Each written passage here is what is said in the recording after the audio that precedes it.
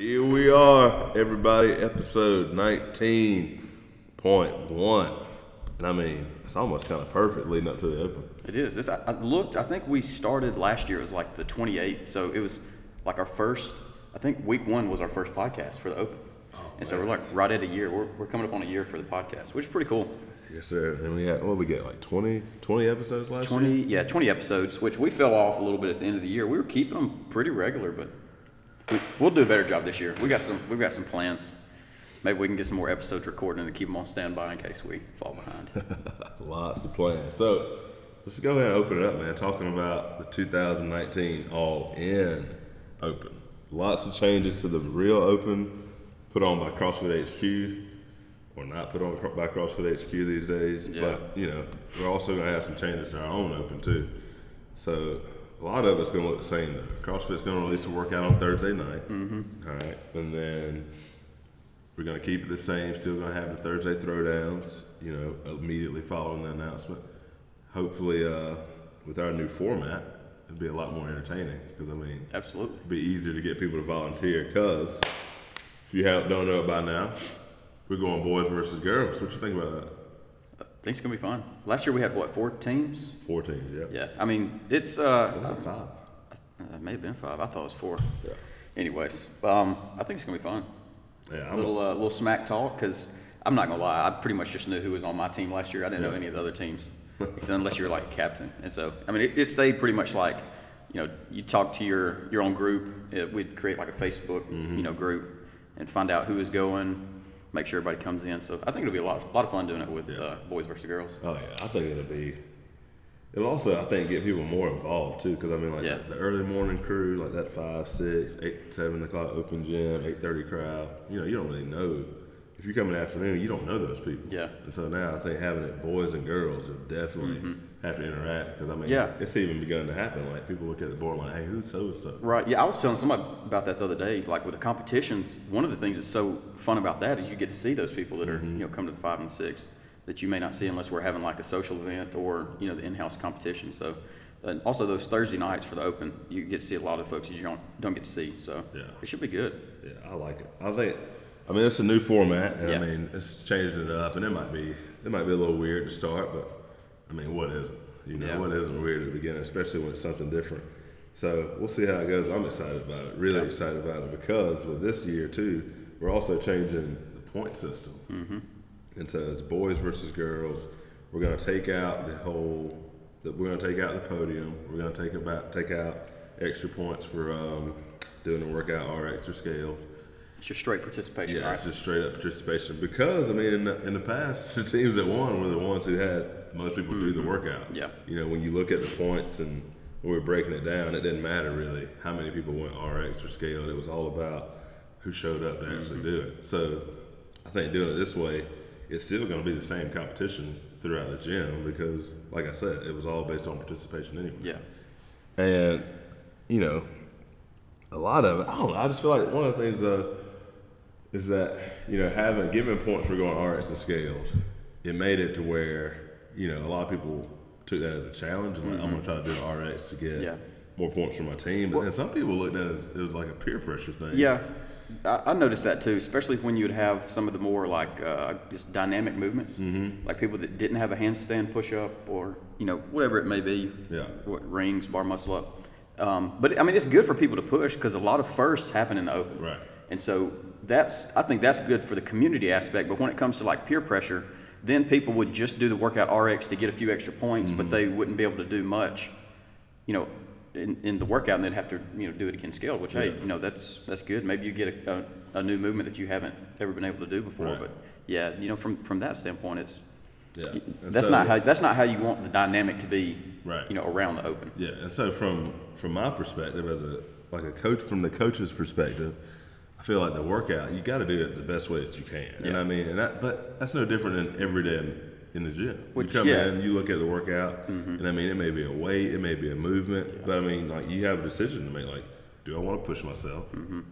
And once you decide that, then it's like, well, how much do I want to push myself? Because you can go to a point where it's no longer safe. Yeah. And I mean, the first rule of working out is do no harm.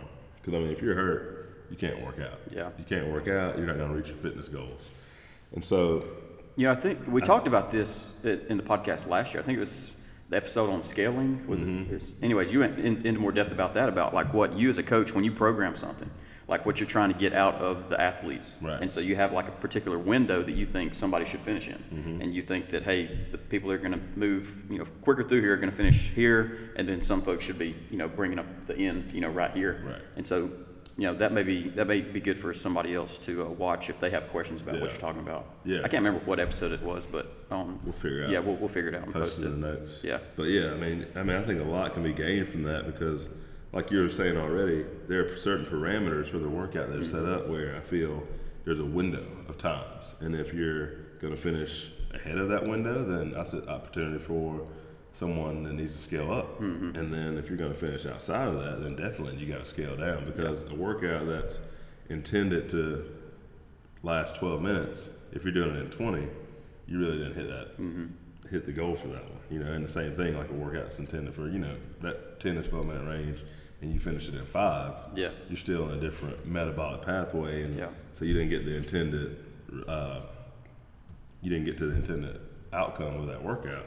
So you got to scale it. And so looking at the open workouts, a 15-minute AMRAP where the majority of people, and I mean, we're just going to take the elite athletes out of the equation, but you always look at the leaderboard and there's that bottleneck of where people finish up. That's where I feel like that's the intended stimulus for that workout. So let's say if it's a 15-minute AMRAP and the majority of people are getting between 4 and 5 rounds. Well, I feel like, and I mean, it's the same with my programming too. Like, that's the intended stimulus. I'm like, most people are going to get 4 or 5 rounds. Some people are going to get 7 to 8. Some people are going to get 2 or 3.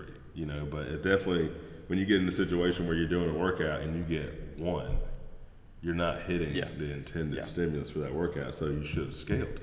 And I think that when we look at the open, you still, I mean, it's all about fitness, right? 99% of the people that are doing the open aren't going anywhere afterwards. Especially now, it's probably like 99.7. Yeah. Because if you don't win your country, win your country or be top 20 worldwide, I think is what it is. Yeah. Which you're going to have some of the athletes that are going to win other competitions that then it will bump down some. But that's something we need to touch on. I think maybe we did in the last episode. Yeah. But it's a completely new format, which we always look at, like you said, change is change.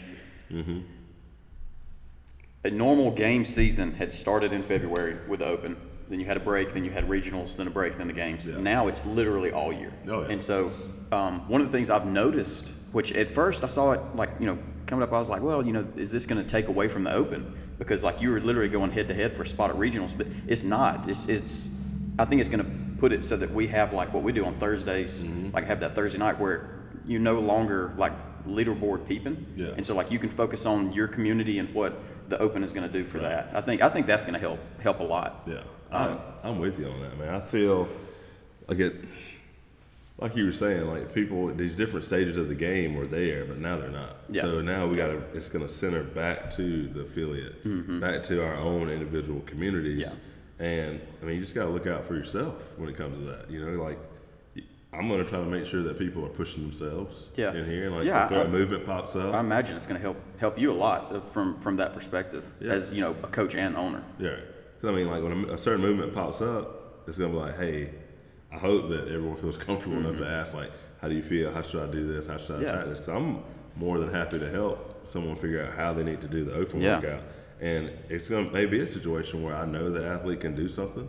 So it's like, hey, do it RX. You need to push yourself right here and see what happens. And then in some situations, like if a movement pops off and it's 110% of your 1 rep max is the weight that they prescribe for that workout, that's probably something that you shouldn't do RX, especially if it's a situation where you have to attempt that weight multiple times. And that comes back to the stimulus that you were talking about. Right.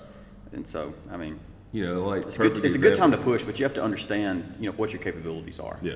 Like, do people hit new 1 rep maxes in the Open? Yes. Do they hit them multiple times?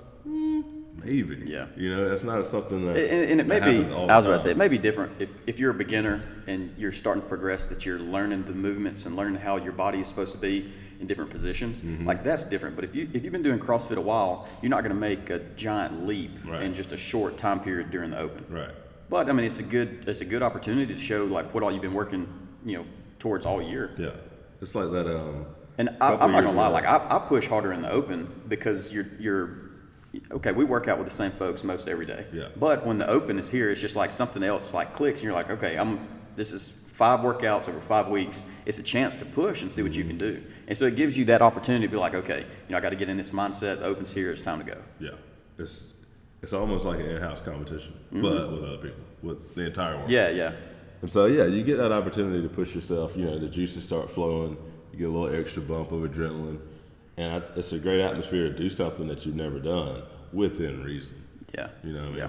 And I think that, we'll figure it out as we go. Because, there'll be opportunities where it's like 2 years ago in 2017, I think it was 17, the pull-up snatch workout. And the reps of the pull-ups went down. No, the reps of the pull-ups went up. The reps of the snatch. Was it chest to bar and snatches? Yeah. Full snatches. You had to squat. And so, in that workout, like the first weight for women, I think was 95 pounds. Well, like if your snatch max is 75, and you try to go after that workout RX, you're gonna do some pull-ups, and then you're gonna spend the next 4 minutes trying to snatch, because chances are you're not gonna hit a 20-pound PR in the Open unless it's one of those situations where you could have done that like prior to the Open, And I think that's something that's why we need to. Every situation is an individual situation when it comes to how you attack the Open workouts. But we spent a lot of time talking about that, and that's something that we can definitely get on later on. Yeah. But going back to just the format, of the Open, piggybacking off of, we're going to take out the points for the podium and the extra points for doing RX, and that's the reason why. But where are we at? You're gonna get those points for participation. So just to break it down for everybody, if we have, for example, there's 100 people on each team, right? 85% of the men, 85 guys do the workout, they get 85% for the week. 83 women do the workout, they get 83. So then for that week 1, the guys are up 85, 83. Week 2, you say women have 100 people do the workout, every person on their team does it, they get 100%. The guys have 99 out of the 100, so they get 99. Then, whatever that adds up to be for week 2, that's what it is. That's how the scoring is going to go. So, it's just going to be all about participation. Yeah, show up and show out. Yeah. Still come up, do the best you can, but bottom line is make sure you get here to do the workout. Yep. And then, so that's how we get points for the Open. And then at the end, like we've normally done, this is going to be the same. We're going to get, still going to have that social media extra points for social media. You post something on Facebook, Twitter. What's the other one? Instagram. Probably where most of them will be. Yeah. Post stuff on Facebook, Twitter, Instagram, and you hashtag all in open. Is that the hashtag? We'll figure it out. We'll figure it out and post it in the description. Yeah. We'll be talking about that more, as it goes on. Yeah. But yeah, and so you get those extra points there. But for that, it's pretty straightforward. Make sure you do the workout. You'll be around doing video, taking pictures when people are doing the workout, so everybody will have something that they could definitely use for their social media posts at the end. And then that's it. That's all I know. New though this year, we're gonna make sure we're gonna use SugarWOD as our leaderboard. So if you have not, a lot of you are not posting the SugarWOD. That's totally fine if you don't want to post. But for the 5 weeks of the Open, you need to post your workout, your scores, to SugarWOD. That's going to be, our weekly leaderboard, and that is going to be how we know that you did the workout. Sometimes score sheets get lost, because especially on Monday afternoon, we get rid of those things and get ready for the next week. Also, one of the things I do, I take a picture of mine because I always forget my score. We were talking about this the other day. Even if it's just a regular class workout, if I don't get the chips to count my rounds, even if it's like a 5-round workout, I forget. Yeah. And so I usually take a picture of mine that way in case it does get lost that you've got it extra. Yeah. And so that may help out some folks. That's a good strategy. I'm usually a little loopy after I work out anyways. And you definitely don't want to forget that. No. I mean, the open scores they're important. I mean, I feel like, you can't really, you take every open workout seriously. And, of course, you're trying to track your fitness. And that's why you should be using SugarWOD anyway to keep up with your numbers. Because, I mean, what you can track is something that you can manage. If you don't know your numbers, you don't know if you're getting better. But with the open, there's been a repeat workout every year.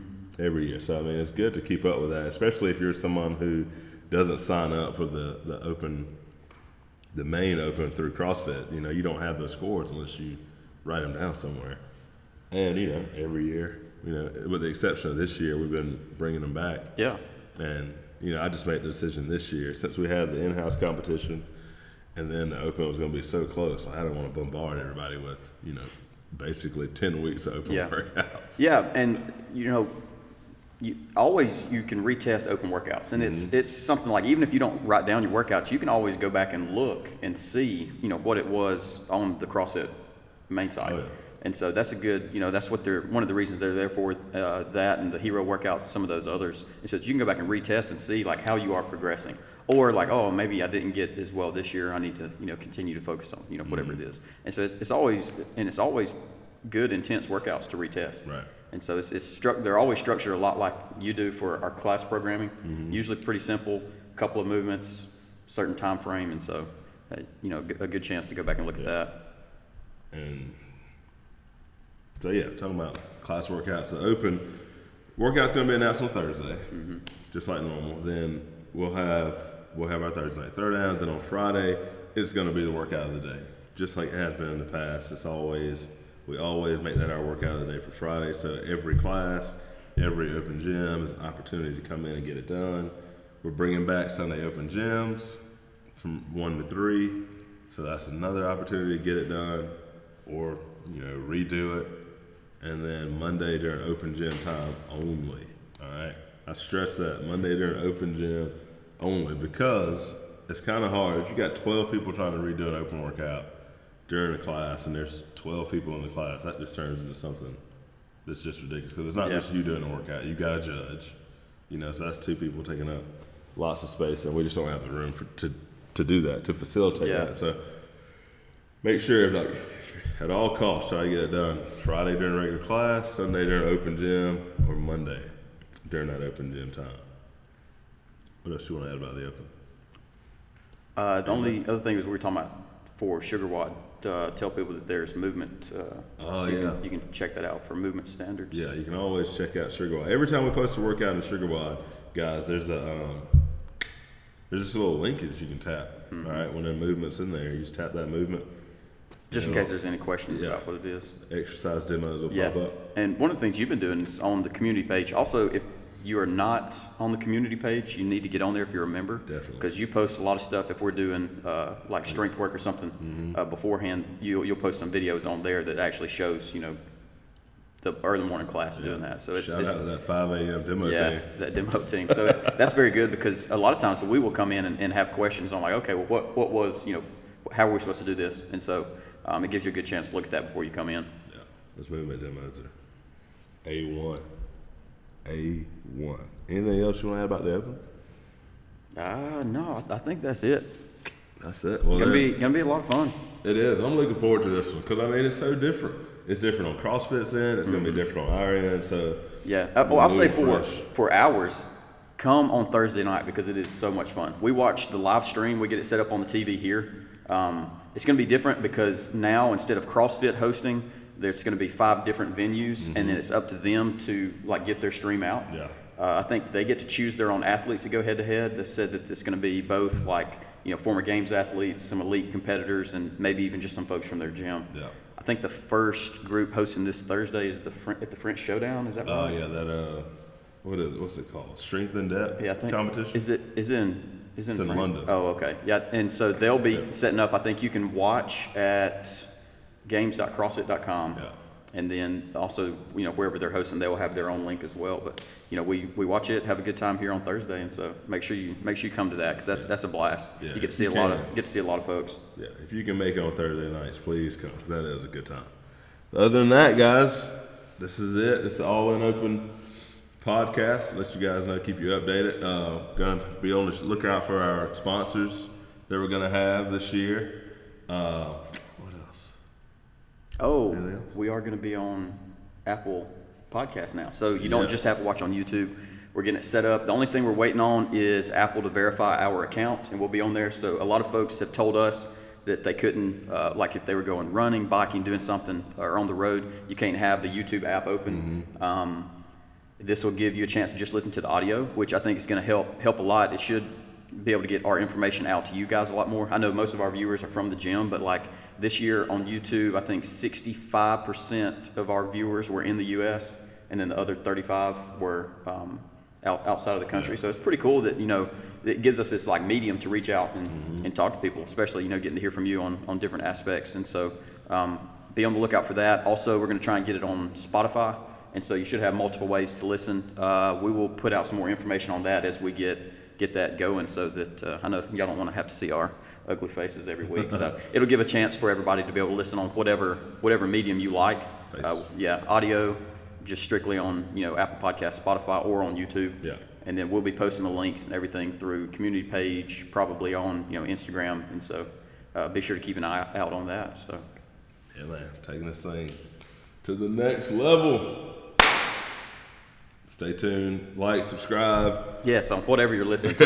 That's the easiest way, because usually if you subscribe, then you get a notification. Yes. And so even if you don't see it on whatever we post, you'll be able to follow along. And then we'll let y'all know like how often we're going to release them. And so we got to talk about that. A lot of stuff coming up, so we'll get it all ironed out here before too long. Oh yeah, just know 2019. This is the first episode. Be on the lookout for many more.